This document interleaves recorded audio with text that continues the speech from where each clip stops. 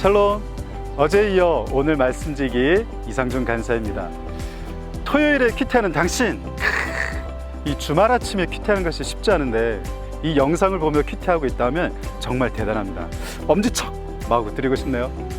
자, 그럼 오늘도 풍성 큐티 말씀으로 기분 좋은 하루 시작해 볼까요?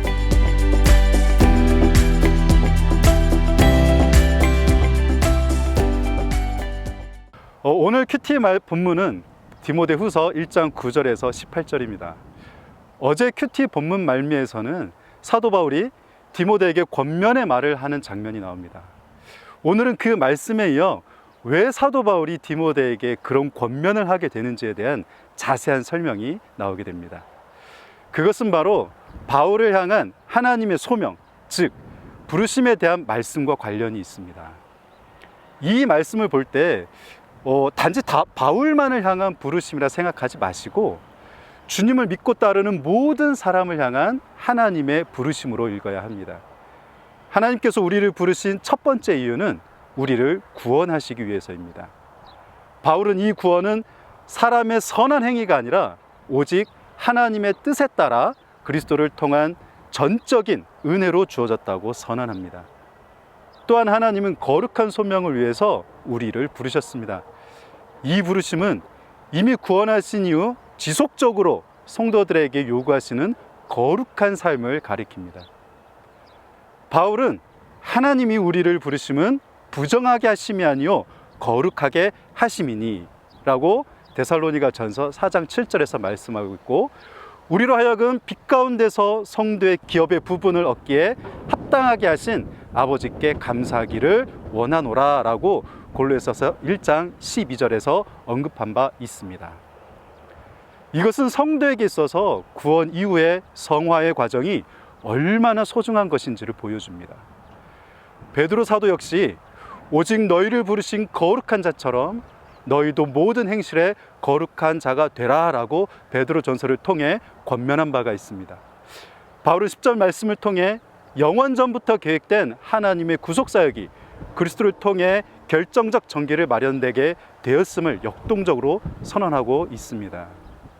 곧 그리스도의 나타나심은 사망에 이를 수밖에 없는 자들에게 영원한 생명을 주셨음을 알려줍니다. 다시 말해서 그리스도의 나타나심으로 이루어진 복음의 실제적 내용은 다름 아닌 영원한 생명을 약속하신 것이며, 이것은 영적으로 뿐만 아니라 육적으로도 가능해진 것임을 시사합니다. 이것은 영지주로 인해 변질될 수 있었던 복음의 의미를 분명하게 하는 바울의 선언입니다. 바울은 하나님께서 자신을 이러한 복음을 위한 사도로 세우셨기 때문에 고난 가운데서도 결코 부끄러워하지 않는다고 말합니다. 왜냐하면 바울은 자신이 믿고 의지하는 하나님이 어떤 분이신지 분명히 알고 어떠한 위협과 어려움 속에서도 하나님께서 반드시 복음의 진리를 지키실 것을 믿었기 때문입니다. 바울은 자신이 당하고 있는 모든 고난이 하나님이 자신을 복음 전도자로 세우시고 사용하시는 과정 가운데 필연적으로 주어진 것임을 철저히 인식하고 있죠. 그리고 자신이 경험한 하나님의 능력에 대한 신뢰와 그리스도 예수로 인한 사랑의 체험이 그 어떤 세상적인 고난도 하나님의 사랑에서 자신을 끊을 수 없음을 확신하게 했습니다. 결국 하나님을 신뢰함으로 그에게 하나님이 맡기신 복음과 고난을 기꺼이 인내할 수 있다는 사실을 보여주는 것이죠. 복음을 향한 수많은 위협과 어려움 속에서도 우리가 좌절하지 않아야 할 분명한 이유를 이 바울의 고백을 통해 찾을 수 있겠습니다. 바울은 디모데에게 자신이 부탁한 아름다운 것, 즉 사람을 생명으로 인도하는 유일한 길인 그리스도의 복음을 성령 안에서 지키라고 명령합니다. 바울은 디모데로 하여금 자신의 말을 관과하지 말고 심령 속에 항상 간직할 것을 강력하게 촉구하고 있습니다. 이 바울이 언급한 바른 말은 이미 디모데 전서 1장 10절에서도 언급한 바 있는 바른 교훈을 말하고 있는데요. 바울은 이 바른 교훈의 내용에 대해 이 교훈은 내게 맡기신 바 복되신 하나님의 영광의 복음을 따름이라 라고 선언했습니다. 이것은 곧 그리스도를 통한 구원의 역사를 가리킵니다. 사도 바울 자신이 그 거룩한 부르심의 삶으로 살아내며 하나님의 영광의 복음을 따른 같이 디모데도 자신을 본받아 그 삶을 살아내고 나아가서 모든 성도들이 디모데의 본을 따르기를 소원하는 바울의 권면인 것을 엿볼 수 있습니다.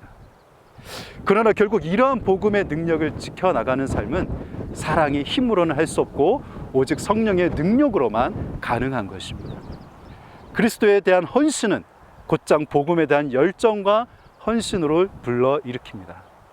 그리고 그 사역의 과정 속에서 지속적으로 성령의 충만함을 덧입고 그 힘을 통해서 살아가는 것이야말로 성도의 가장 두드러진 특징이라고 말할 수 있습니다.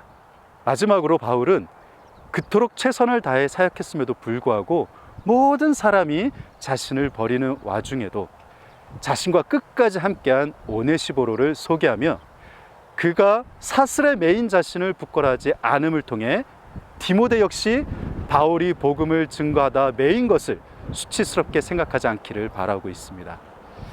그리고 오네시보로의 그 열정은 단순히 바울 개인에 대한 관심 때문이 아니라 복음에 대한 확고한 신뢰에서 기인한 것임을 말해주고 있습니다.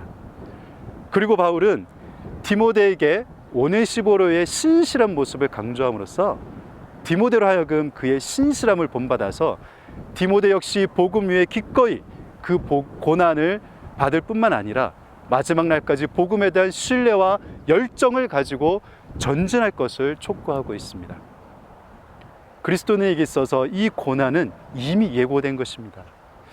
그리고 우리 주님은 우리로 하여금 구원받은 자로서 복음에 합당한 살 것을 명령하고 계십니다.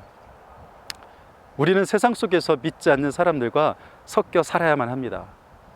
그러나 그 상황에서 어떻게 나의 삶을 구별하여 세상의 가치가 아닌 하나님의 복음적 가치로 살 수 있을까요? 내가 실천할 수 있는 구별된 거룩함이란 무엇이 있을까요? 주일 예배나 CCC 채플 안에서가 아니라 나의 가장 실제적인 삶의 현장에서 내가 할 수 있는 가장 작은 것부터 찾아서 실천하는 것에 도전해보는 오늘 하루가 되기를 응원하고 축복합니다. 샬롬.